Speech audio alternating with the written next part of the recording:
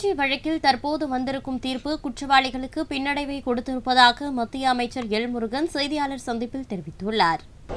அது ஜுடிஷியரி அவர்களுடைய வேலையை செய்து கொண்டிருக்கிறார்கள்.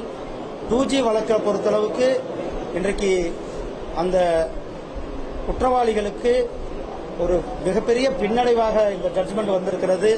இந்த 2G குற்றவாளி நம்மளுடைய நீலகிரி பாராளுமன்ற உறுப்பினர் என்பது நமக்கெல்லாம் வெட்கி தலைகுனிய வேண்டிய ஒரு சூழ்நிலையில் இருந்து கொண்டிருக்கின்றோம். இன்றைக்கு நான் நீலகிரியினுடைய வாக்காளர் என்று சொல்லுவதற்கே மக்கள் இப்படிப்பட்ட ஊழலை செய்தவர் நம்மளுடைய இந்த 2G ராஜாவாக இருந்து கொண்டிருக்கிறார். அது மட்டுமல்ல, மக்களை தரக்குறைவாக பேசுவது, பட்டியலின மக்களை ஒரு தரப்பு மக்களை தரக்குறைவாக பேசுவது, நம்முடைய சகோதரிகளை தரக்குறைவாக பேசுவது, ஆபாசமாக பேசுவது, கடவுள்களை ஆபாசமாக தவறாக பேசுவது, இதெல்லாம் தான் இந்த வேட்பாளர்களுடைய சனாதானத்தை தவறாக பேசுவது, இதெல்லாம் இந்த வேட்பாளர்களுடைய ஒரு நடவடிக்கையாக இருந்து கொண்டிருக்கிறது. அதெல்லாம் மக்கள் பார்த்து கொண்டிருக்கிறார்கள்.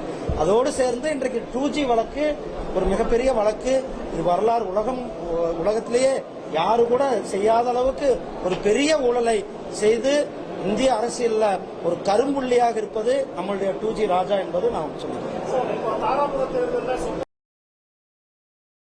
செய்திகளை உள்ளது உள்ளபடி தெரிந்து கொள்ள ரெஃப்ளெக்ட் நியூஸை சப்ஸ்கிரைப் பண்ணுங்க.